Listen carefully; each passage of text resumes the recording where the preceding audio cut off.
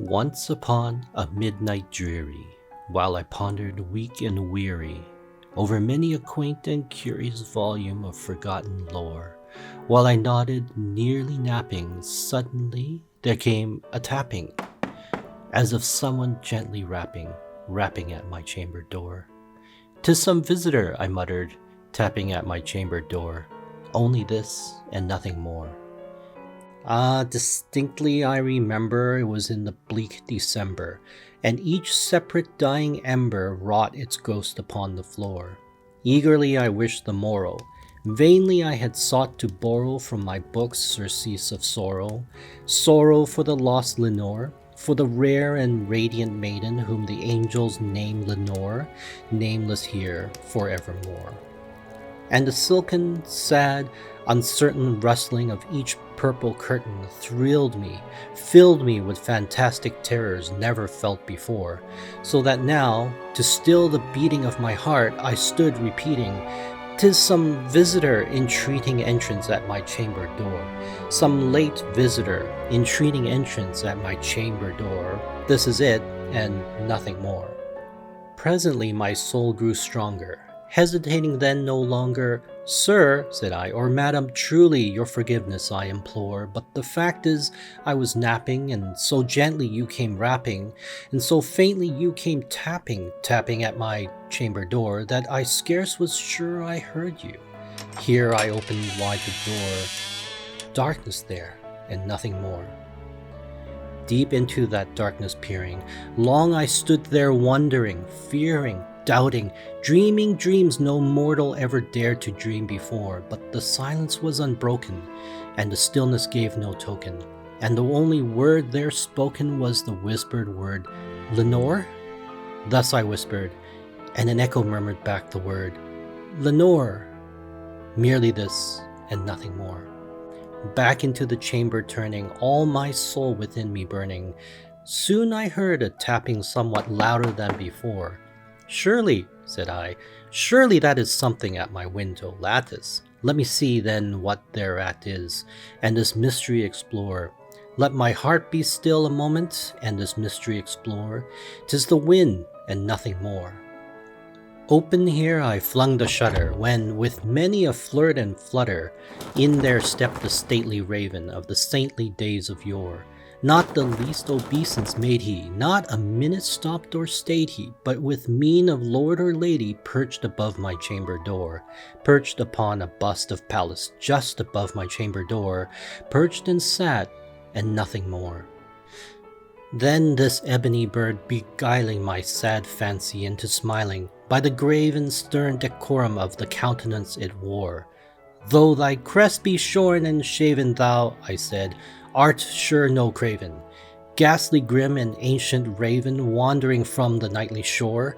Tell me what thy lordly name is on the night's Plutonian shore."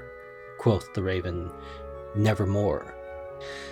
Much I marveled this ungainly fowl to hear discourse so plainly, though its answer little meaning, little relevancy bore. For we cannot help agreeing that no living human being ever yet was blessed with seeing bird above his chamber door, bird or beast upon the sculptured bust above his chamber door, with such name as Nevermore. But the raven sitting lonely on the placid bust spoke only that one word, as if his soul in that one word he did outpour.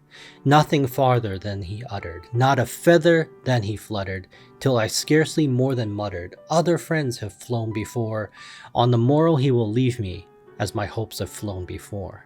Then the bird said, "Nevermore." Startled at the stillness, broken by replies so aptly spoken, "Doubtless," said I, "what it utters is only stock in store, caught from some unhappy master whom unmerciful disaster followed fast and followed faster till his songs one burden bore, till the dirges of his hope that melancholy burden bore, of nevermore." But the raven still beguiling all my fancy into smiling, straight I wheeled a cushioned seat in front of bird and bust and door. Then, upon the velvet sinking, I betook myself to linking fancy unto fancy, thinking what this ominous bird of yore, what this grim, ungainly, ghastly gaunt of ominous bird of yore meant in croaking nevermore. This I sat engaged in guessing, but no syllable expressing to the fowl whose fiery eyes now burned into my bosom's core. This and more I sat divining, with my head at ease reclining, on the cushion's velvet lining that the lamplight gloated over, but whose velvet violet lining with the lamplight gloating over she shall press, nevermore. Then methought the air grew denser, perfumed by an unseen censer, swung by seraphim whose footfalls tinkled on the tufted floor. Wretch, I cried, thy God hath lent thee, by these angels he hath sent thee respite and nepenthe from thy memories of Lenore. Quaff, O quaff this kind nepenthe, and forget this lost Lenore. Quoth the raven, nevermore. Prophet, said I, thing of evil, prophet still, if bird or devil, whether tempter sent, or whether tempest tossed thee here ashore, desolate yet all undaunted, on this desert land enchanted, on this home by horror haunted, tell me truly, I implore, is there balm in Gilead? Tell me, I implore. Quoth the raven, nevermore. Prophet, said I, thing of evil, prophet still, if bird or devil, by the heaven that bends above us, by the God we both adore, tell this soul with sorrow laden if, within the distant Iden, it shall clasp a sainted maiden whom the angels name Lenore, clasp a rare and radiant maiden whom the angels name Lenore. Quoth the raven, nevermore. Be that word our sign of parting, bird or fiend, I shrieked, upstarting. Get thee back into the tempest and the night's Plutonian shore. Leave no black plume as a token of that lie thy soul hath spoken. Leave my loneliness unbroken. Quit the bust above my door. Take thy beak from out my heart, and take thy form from off my door. Quoth the raven, nevermore.